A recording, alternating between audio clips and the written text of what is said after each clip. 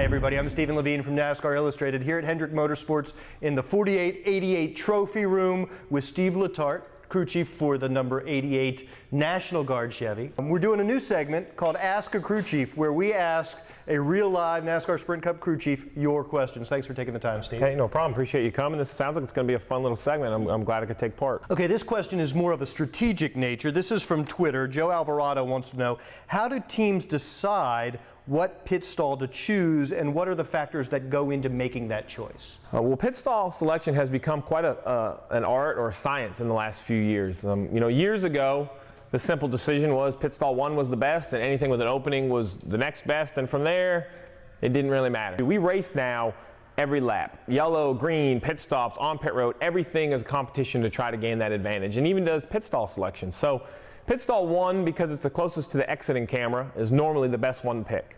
From there, though, it comes down to openings. It comes down to the timelines. NASCAR publishes where the timelines are, and you sometimes can try to use those as an advantage. If you pit directly on a timeline, you can sometimes accelerate in and accelerate out. Although NASCAR has added those to a lot more racetracks with smaller gaps to be less of an advantage. Some of it's just stats. If we go to a place like Kansas, where we know there's going to be a lot of 2 tires and gas-only stops, me, myself, Dale Jr. might prefer to be closer to turn 1.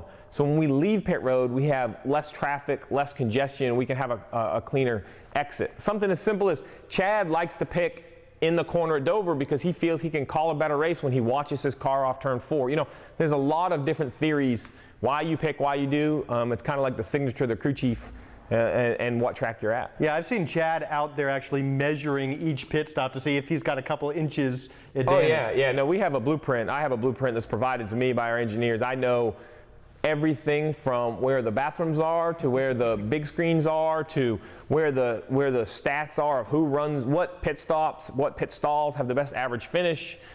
We dig through every data point we can find for an advantage. And I bet Dale Jr. has preferences too, just sort of. He does, and as long as I don't have the stats to go against him, they get weighed in. But if his preference doesn't go against what success would say out of this pit stall would be better, then he doesn't get a vote. Do you look for who else might be around you? And we don't want to be near that guy, or this guy is a friend. Absolutely. At Hendrick, we kind of have a gentleman's agreement. We try not to pit next to each other. If I'm going to get into an argument about blocking somebody in on pit road, I'd much rather not be the guy I have to see on Monday morning at the coffee pot.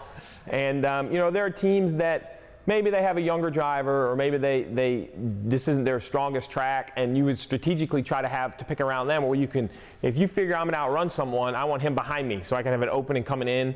Maybe the guy in front of me can be a lap down, opening going out. So there's a lot of time really spent on that. Steve Letarte, crew chief of the number 88 National Guard Chevrolet, thanks a lot for your time. We certainly appreciate it. If you guys have questions that you want us to get answered by a NASCAR Sprint Cup crew chief, go to our Facebook page. The address is there on your screen. Post your question there, or tweet us using the hashtag AskACrewChief.